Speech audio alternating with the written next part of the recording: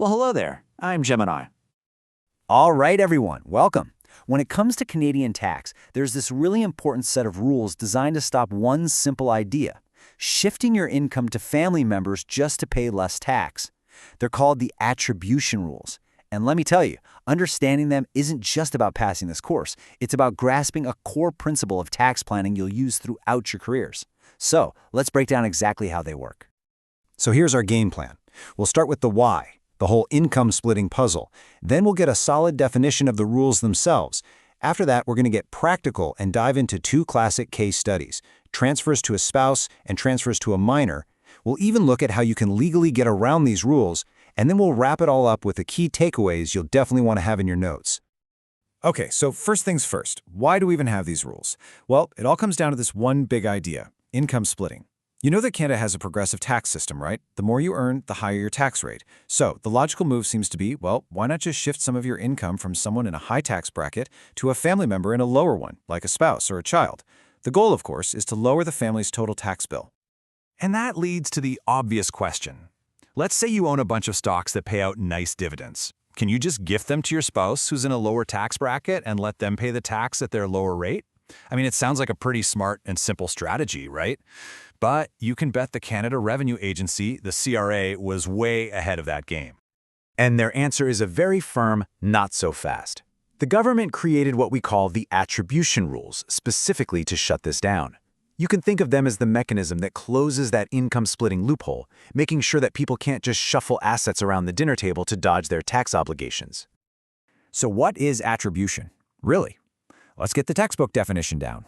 It's the process where the CRA basically says, hey, I know your spouse or your child legally got the money from that property you gave them, but for tax purposes, we are allocating or attributing that income right back to you, the person who originally owned it. The bottom line is this: you, the one who gave the gift, are still the one who pays the tax. Okay, theory is one thing, but let's see how this actually works.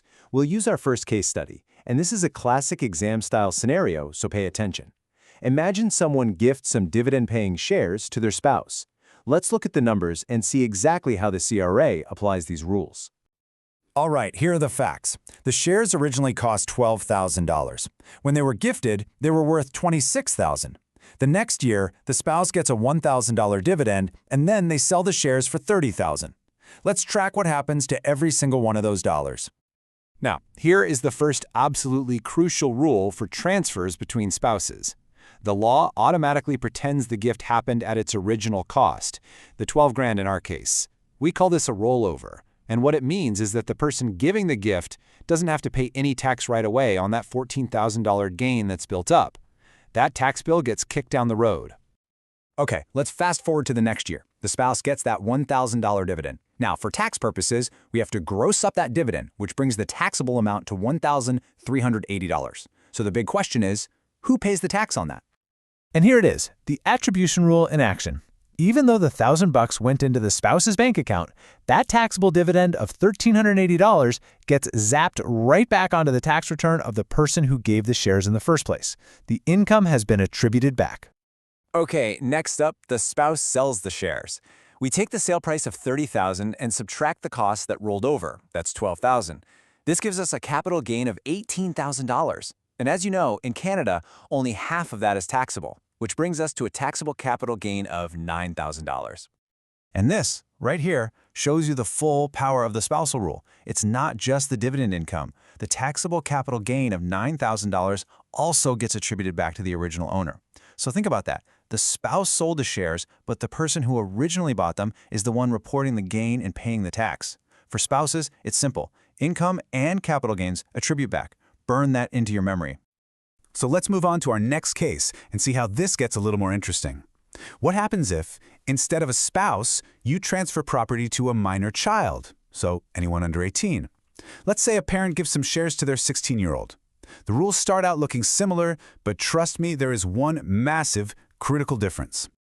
So let's look at the numbers for this one. The child gets $1,000 in dividends, and then later on, the shares are sold, which results in a capital gain of $8,000. First, the income part. Just like with a spouse, any income from the property, so in this case that taxable dividend of $1,380, it gets attributed back to the parent. The parent has to include this amount in their income, not the child. So far, this feels exactly the same, right? But here it is. This is the big twist. For transfers to a minor child, the capital gain is not attributed back. That taxable capital gain of $4,000 is taxed in the hands of the child. And since the 16-year-old usually has very little or even zero other income, that gain might be taxed at a super low rate or not at all.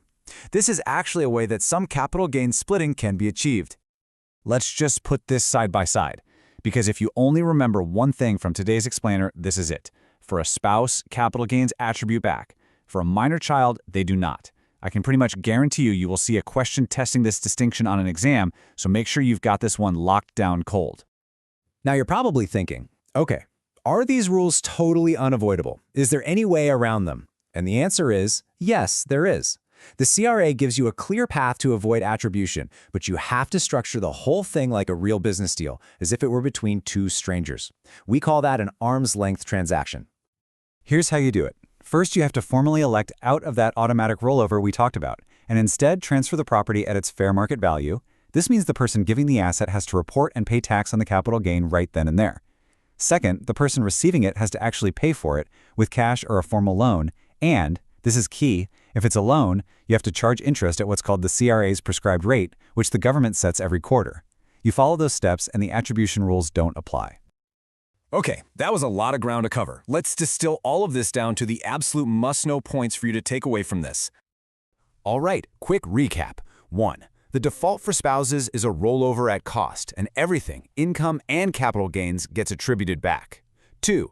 For minors, the income attributes, but, and this is the big one, the capital gains do not.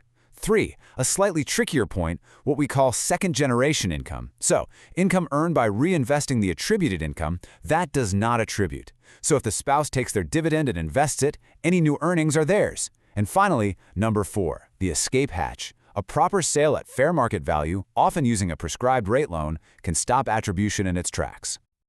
So I'll leave you with a final question to think about. We've spent our time today on the mechanics, the what and the how, but the real challenge is understanding the why. Now that you know these rules, how do they fundamentally change the game for long-term family wealth planning and estate strategies?